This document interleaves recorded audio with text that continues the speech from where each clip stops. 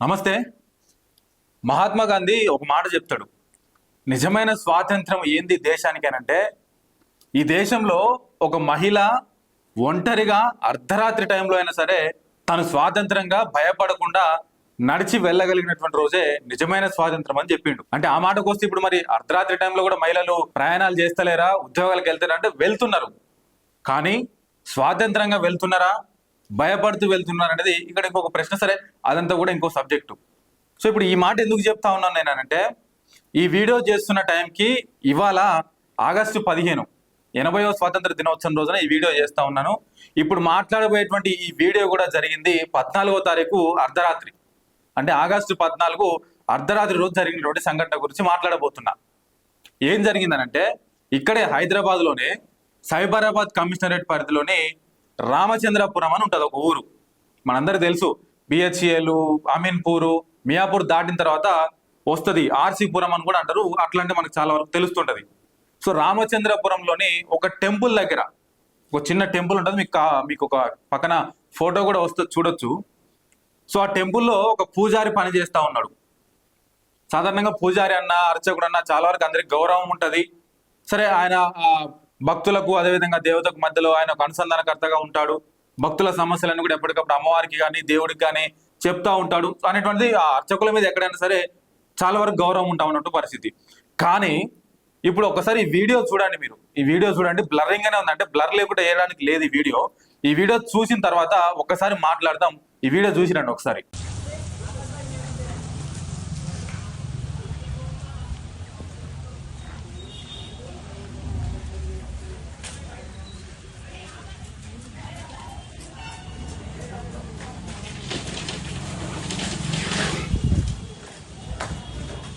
Hey! Get up! Hey! Up! Get it! Leave it!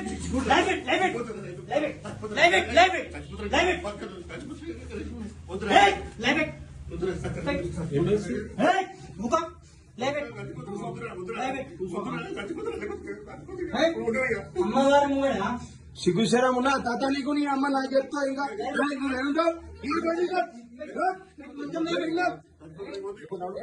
Right, చూసినాం కదా. So ఇది exact గా సైబరాబాద్ కమిషనరేట్ పరిధిలోనే ఆర్సీపురంలోనే ఒక టెంపుల్లో జరిగింది. ఏం జరిగిందనంటే, అక్కడ పనిచేస్తా ఉన్నటువంటి ఒక అర్చకుడు, ఒక పూజారి అనుకోవచ్చు, ఆయన ఒక మైనర్ బాలికని, మనకు వీడియోలో కనిపిస్తా ఉన్నటువంటి ఒక మైనర్ బాలికని గుడి లోపలనే, మీరు బాగా గమనించరు లేదు ఆ వీడియోని, గుడి లోపల అంటే గుడిలో గుడి గర్భగుడి లోపల మనకి ఎదురుగా అమ్మవారు కనిపిస్తా ఉన్నారు. అమ్మవారి ముందుగానే వాడు ఏం చేసి ఉన్నారంటే ఒక మైనర్ బాలిక మీద అత్యాచారానికి పాల్పడతా ఉన్నటువంటి పరిస్థితి. సో బయట టెంపుల్ కి బయట తాళం వేసిండు, అంటే లోపల ఎవరు లేరనుకోవడానికి బయటంగా తాళం వేసిండు, అంటే తాళం వేసినట్టు యాక్టింగ్ చేసిండు. దాని లోపల ఇంకొక డోర్ ఉన్నది, ఆ డోర్ కూడా దగ్గరికి వేసిండు. దాని వెనకాల ఇంకొక కట్టన్ వేసిండు. సో అట్లా మామూలుగా ఇప్పుడు ఆ చీకట్లో చూసినటువంటి ఎవరు కూడా ఆ టెంపుల్ దగ్గర ఎవరు లేరు అనేటువంటిదే అందరు కూడా నిర్ధారణకు వస్తారు, ఎవరు లేరని అనుకుంటారు. కానీ కొంతమంది అక్కడ ఉన్నటువంటి స్థానికులు సమాచారాన్ని తెలుసుకొని వీడియో రికార్డింగ్ ఆన్ చేసుకొని లోపలికి పోగానే అసలు చూడడానికి ఘోరం అయితే జరుగుతూ ఉన్నది అక్కడ. సో వెంటనే అక్కడ ఉన్నటువంటి స్థానికులు మనోళ్ళని పట్టుకున్నారు. సో అక్కడనే కొంతమంది ఆ వీడియోలో చూపించినట్టు కొంతమంది యువకులు వాళ్ళ మీద దూషించిండ్రు.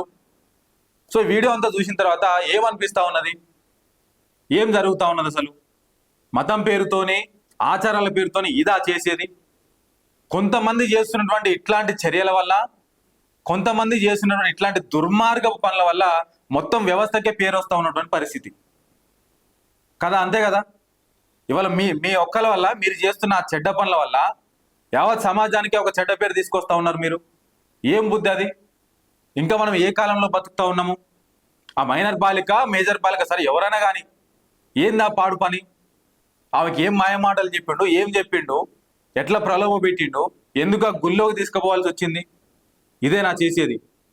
గుడిలో అసలు అంటే చెప్పుకోవడానికి, మాట్లాడడానికే సిగ్గుగా ఉన్నది ఆ వీడియో గురించి.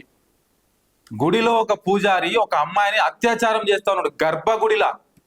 ఇంతకంటే దరిద్రమైనటువంటి చర్య, ఇంతకంటే హేయమైనటువంటి చర్య ఇంకొకటి లేదు ఇవాళకి సంబంధించి మాట్లాడితే. ఇగో ఇటువంటి స్వతంత్ర దేశంలో బతుకుతా ఉన్నాం మనం. గిది 80వ స్వాతంత్ర సందర్భంగా గిది జరుగుతూ ఉన్న దేశంలో సిగ్గుపడాలి కదా ఇట్లాంటి చర్యలు చూసినప్పుడు. ఏం జరుగుతూ ఉన్నది అంటే అన్ని మతాలలో కొన్ని తప్పులు జరగవచ్చు కాక, కానీ వాళ్ళు చేసిన తప్పులు అనేది యావత మతానికే అంటగడతా ఉన్నారు కదా, అది వచ్చినటువంటి బాధ.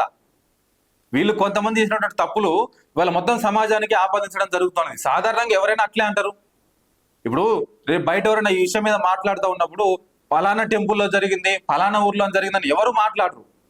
ఫలానా మతంలో ఇట్లా జరుగుతూ ఉన్నదని చెప్పేసి అంటారు. రేపు ఇంకొక మతంలో జరిగినా కూడా ఇంకొక వ్యక్తి చేసినటువంటి తప్పిదానికి కూడా మొత్తం ఆ మతానికే పేరు వస్తూ ఉన్నటువంటి పరిస్థితి. సో ఇట్లాంటి దుర్మార్గులను కఠినంగా శిక్షించవలసిందే. ఇట్లాంటి దుర్మార్గులను ఇంకొకసారి ఇట్లాంటి పనులు చేయకుండా పక్క వాళ్ళు చూస్తే బెదిరే విధంగా వాళ్ళని భయపెట్టవలసిందే. ఏం జరుగుతున్నది? ఇంకా ఇంకా ఏ దేశంలో ఉన్నాం? ఎటువంటి స్వతంత్ర దేశంలో ఉన్నాం మనము? టెక్నాలజీ ఇంత పెరుగుతా ఉన్నది, రోజు రోజుకి అభివృద్ధి చెందుతా ఉన్నాము. ఈవెన్ మహిళలు కూడా గతంతో పోలిస్తే ఇప్పుడున్నటువంటి సమాజంలో చాలా వరకు ఎదుగుతా ఉన్నారు. చాలా వరకు వాళ్ళ సొంత పనుల మీద ఆధారపడతా ఉన్నారు, ఆర్థికంగా ఎదుగుతా ఉన్నారు, సామాజికంగా ఎదుగుతా ఉన్నారు, రాజకీయంగా కూడా ఎదిగేటువంటి ప్రయత్నం చేస్తూ ఉన్నారు. ఇవి ఒక పక్క ఇట్లా ఉంటే మరొక పక్క ఇట్లాంటి చర్యలా మనం ఈ సమాజంలో చూసేది? ఖచ్చితంగా ఇట్లాంటి వాళ్ళకు బుద్ధి చెప్పాల్సిన బాధ్యత మీ మీద, మన మీద ఎంతైనా ఉన్నది. ఎందుకో ఆ వీడియో నేను ఇందాక చూడగానే మనసు బాధ అనిపించింది. అరే 80వ స్వాతంత్ర దినోత్సవ వేడుకలు జరుపుకుంటున్నాం కదా. సో గాంధీ గారు ఒక రోజు చెప్పారు కదా, నిజంగానే ఒక మహిళ ఒంటరిగా అర్ధరాత్రి రోడ్డు మీద ఏ భయం లేకుండా నా దేశంలో నేను స్వాతంత్రంగా స్వేచ్ఛగా నడవచ్చు అని చెప్పేసి వెళ్ళిన రోజు నిజమైన స్వాతంత్రం అన్నాడు కదా. ఇంకా ఆ రోజు ఎన్నడు వస్తుంది నా దేశానికి? 80 సంవత్సరాలు కావస్తా ఉన్నది స్వాతంత్రం వచ్చి, ఇంకా ఆ రోజు ఎప్పుడు వస్తుంది అని చెప్పేసి ఆలోచిస్తూ ఉంటే ఈ వీడియో కనపడదు ఎందుకో మీతో షేర్ చేసుకోవాలనిపించింది. సో ఇట్లాంటి ఘటనలు ఎంతవరకు కూడా హర్షించదగ్గే కాదు, వీటిని ఖచ్చితంగా ఖండించవలసిందే. సో ఖచ్చితంగా వాళ్ళ మీద చర్యలు తీసుకోవాల్సింది. ఎప్పటికప్పుడు కూడా అన్ని గుళ్ళ దగ్గర, అన్ని మతాల గుళ్ళ దగ్గర కూడా నిఘా పెట్టవలసిన అవసరం ఉండదు. అంటే ఎంత నిఘా పెట్టినా కూడా మన బుద్ధి సక్కగా లేకపోతే మనం ఏం చేస్తాము? బుద్ధి సక్కగా ఉండాలి కదా. సరే ఎవడో బయటోడో గాంజా తాగుతోడో, మందుకు బానిసైనోడో, లేకుంటే ఆవారాగా తిరుగుతోడో చేస్తున్నానంటే ఒక అందం అనుకోవచ్చు. సరే అది కూడా కరెక్ట్ కాదనుకోండి. స్వయంగా గర్భగుడిలో పనిచేసినటువంటి, గుడిలో పనిచేసినటువంటి పూజారి పొద్దున్న లేసి అక్కడే అమ్మవారికి పాలాభిషేకం అని చెప్పి రకరకాల పూజలు సమర్పిస్తూ ఉంటాడు. అక్కడే పొద్దున్న లేసి ఎవరైతే అత్యంత భక్తి శ్రద్ధలతో కొలిచేటువంటి ఆ గర్భగుడిలో ఇట్లాంటి చర్యలకు పాల్పడడం అయితే ఖచ్చితంగా కరెక్ట్ పద్ధతి కాదు. ఇట్లాంటి సమాజం అంతా ఖండించాల్సిందే. సమాజం కూడా దీని మీద స్పందించవలసిందే. చూస్తూనే ఉండండి విశ్వం టీవీ.